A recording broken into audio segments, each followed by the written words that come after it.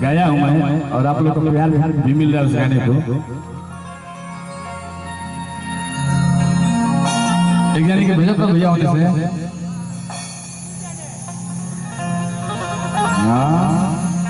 दबा दो देखा पब्लिक हमारा हाजिर होल बना थोड़ा सा ना हो। अब देखा धीरे धीरे मजे ना वीडियो कैमरा चालू कर दो अपन अपना। एक दिन प्रोग्राम नहीं देखा मोबाइल में देखा था खाली, आ घर गेला के बाद अस्थिरा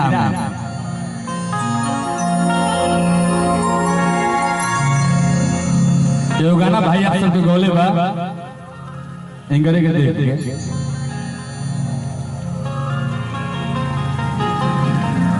कि हर आलम का मतलब करार नहीं होगा,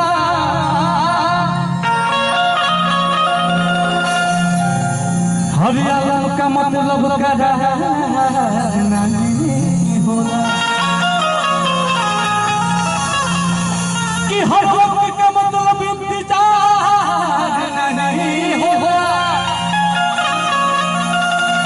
कि अरे यूं तो मिलती है हजारों नजरें,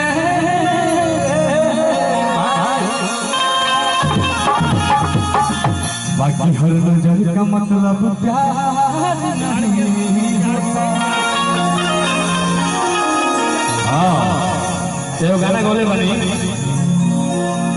कि गोर देहिया तुहार चिकना लागल, तुम जवान हो गयो देखते देखते। इसके लोग तो कलाकार था, आकाश ही तो कलाकार था।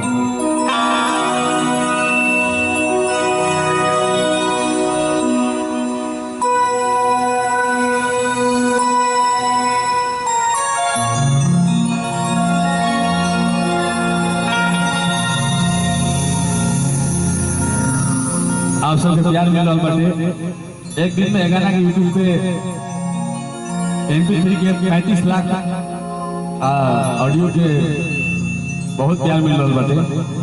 एक और दूसरा विशेष मान को दूसरा भी गाना गोले बनी है उस गाने को मैं सुनाऊंगा इस गाने के बाद। एक हिंदी गाना गाया भोजपुरी, तो पहले मेरा ये वाला आया था कि गोर देहिया तोहार चिकना लागल, तू जवान हो गयो देखते देखते। कारवार कि गोर देहिया तोहार चिकना लागल, तू जवान हो गयो देखते देखते। मन करता था पलकावा में बैठ गई।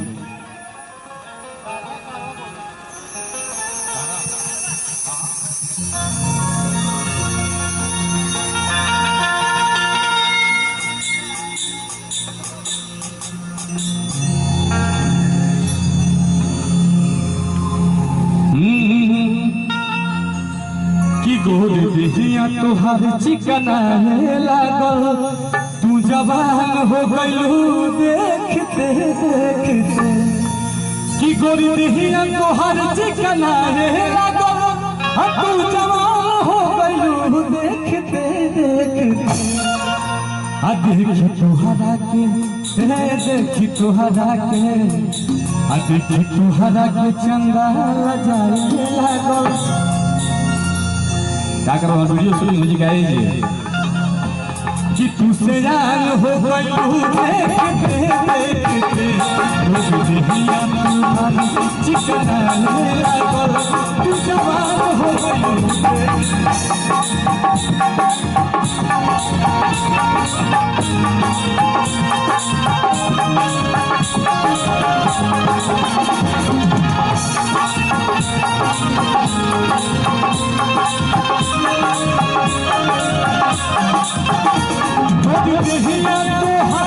चिकना लागल, देहिया तोहार चिकना लागल, तू जवान हो गयो देखते देखते।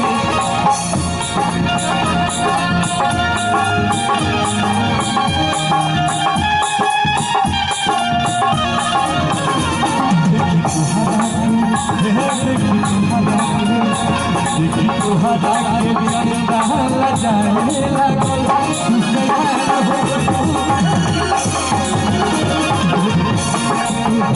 चिकनाने लागल तैयार हो गई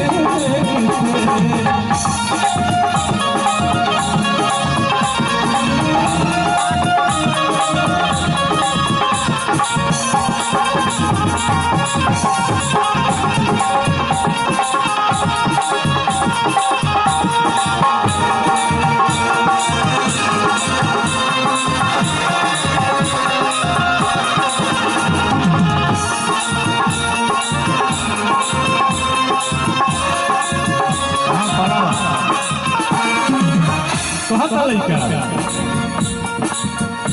बिना देखले को पहल राहत रहू अपल पल के तू बात हमसे कहत रहू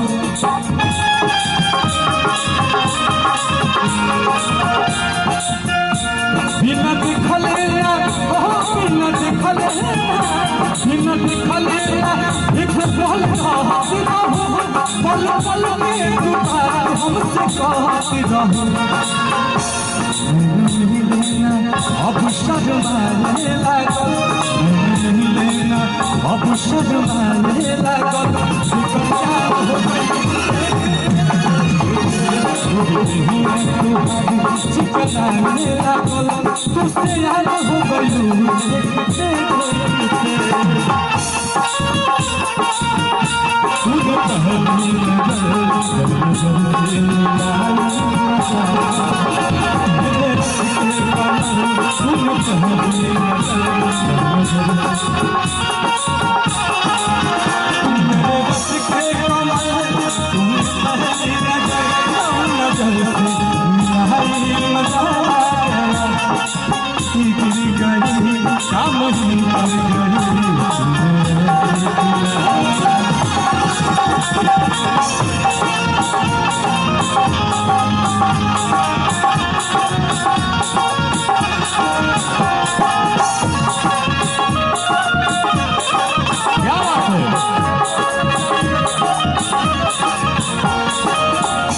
गीत के कवि जी हमारे माननीय अरुण बिहारी जी जहाँ कभी बानी हमारे देखा बनी वहाँ के प्रणाम करते हैं कहे कौन भाव लिखले बनी पल्लवी जी याद अरुण बिहारी के याद किया नील कमल के जो हो